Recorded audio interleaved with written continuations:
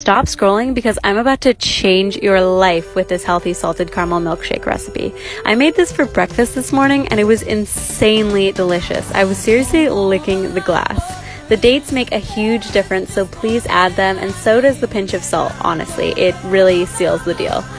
You guys know I eat, breathe, and sleep this healthy caramel recipe, so put it around the glass, put it on top of the shake, put it wherever you want. I'm obsessed with it. Tag someone that needs to make this with you. This is coconut cream. I'm whisking it until it's nice and fluffy, and then I'm adding to it some melted chocolate and maple syrup and whisking again until everything is well blended. It's only 3 ingredients, but it's so easy, so rich, and so good. It was amazing, but I'm not spending $85 on Wagyu Tacos, so let's make it for a fraction of the cost. First, get some Wagyu. I like to cut off some of the fat to use as a butter alternative and cook for 10 minutes. Next, cut up some scallions. Grab a beautiful watermelon radish and slice it up, and cut your steak into really thin pieces. It's so yummy. Next, grab some hard taco shells and fill those babies up. Start with the steak, radish, scallions, and then drizzle some spicy mayo on top for the flavor. And here's the finished product. These tacos tasted absolutely amazing. As if you needed another excuse to drink on Christmas, these Santa Hat Jello shots will secure your spot on the naughty list. Bring 12 ounces of water to a boil and add your Jello mixture. Obviously, we went with strawberry.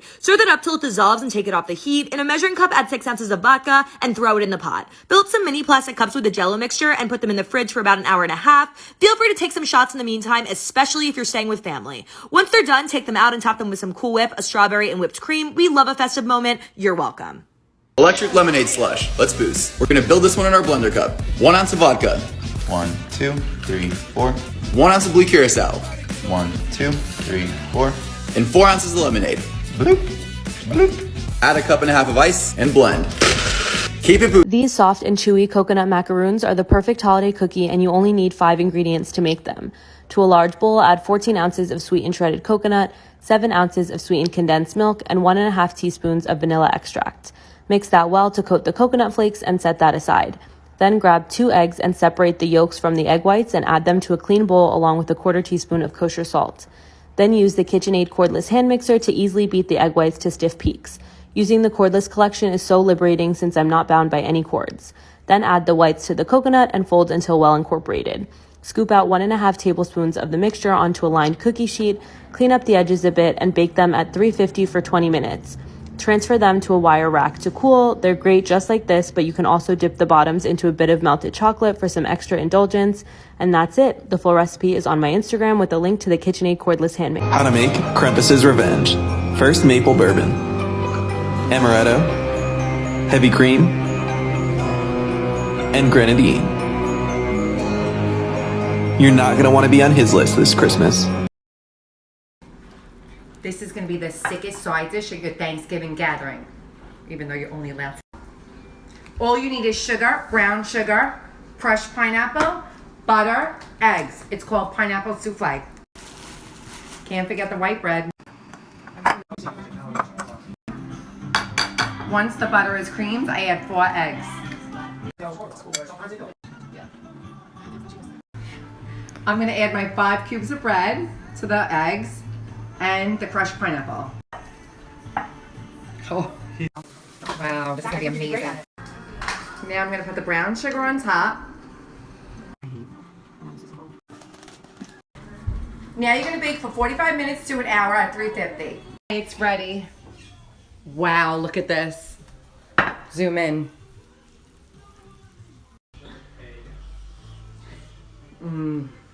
Today we're making potato stacks happen. These little stacks are crispy on the outside and soft and pillowy on the inside. Let's do this. Scrub, then mandolin slice your russets, or thin slice with a knife. Mix melted butter, fresh oregano, garlic, parm, cheddar, and salt and pepper. Toss and coat potato slices. Form neat stacks and transfer to muffin tray. Bake covered at 400 for 45 minutes. Uncover and then bake for another 30 minutes. Love your life. They say Fireball and rum chata tastes like Cinnamon Toast Crunch. Let's get it. Come on. Hope you guys are having a blessed day. It's a good weekend. Christmas is on the way. I hope Santa brings you guys whatever you like. Cinnamon Toast Crunch is coming my way, though. Let's see. Should be a good one right here. I want to ring this bell, too. Oh, that is good. That is good. You guys go try this. We're going to ring this bell. It's going to be a great week, and I'm going to sip this. Welcome back to Untraditional Christmas Cookie TikTok, where we are talking about this almond butter cookie that makes no sense. It's just 1/2 cup almond butter, 2/3 cup brown sugar, pinch of salt, dash of vanilla, and a teaspoon of baking soda, and 1 egg. But if you're vegan, you can also use flax egg. Then add slivered almonds and some dark chocolate, chill it for just a little bit, and then what you want to do is take tiny scoops, like 1/2 tablespoon, and bake at 350 for 9 minutes.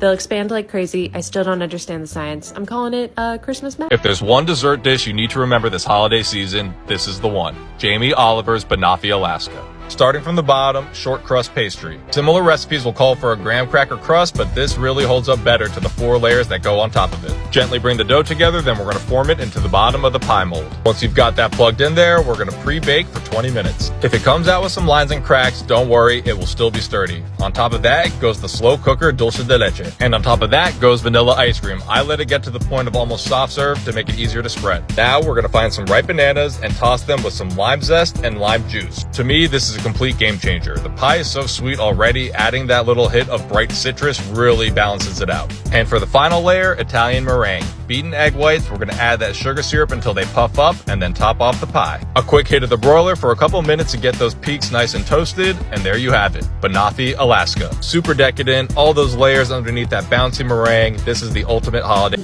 Let's make a chocolate cherry dump cake. All right, I went through a quick spoonful's videos. I haven't seen this one, so can of cherry pie filling. Doesn't look like enough. Second can. That's better. Bag of super moist double foods cake.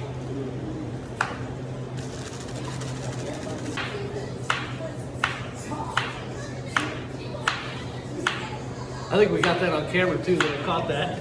All right, say it with me. Don't mix it. We don't have any stick butter, so we're gonna make do. All right, 350 for 40 minutes. Like a rim job. That's weird.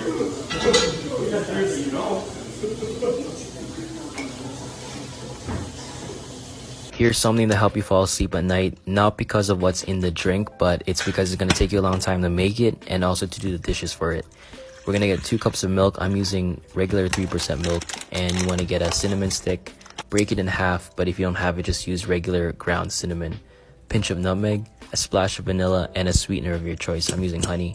You want to heat that milk for about medium, and we're just going to whisk that to make sure the bottom doesn't burn and also to make those frothy foam on top. Once it starts to bubble like that, you want to take it off the heat, let it cool slightly so it doesn't burn your tongue, and then we're going to strain it to get rid of any large solids. At this point, you can do anything you want. I'm just going to top it off with some cinnamon and some chocolate shavings to make it look fancy, and that's it. Y'all, this is one of the best things I have ever tasted. Honey glazed halloumi is a flavor bomb in every bite. If you serve it over Christmas, everyone's gonna love you. The marinade is so easy. All you need is honey, a good squeeze of lemon, and fresh thyme. My tip is to let it marinate as long as you can, whether that's an hour or 2 or even overnight. That's when all the flavors and juices come together. Frying the halloumi is super easy. It only needs a few minutes on each side. When it's nice and golden, you want to add a bit more honey glaze and watch it sizzle. It's sweet and salty, cheesy goodness.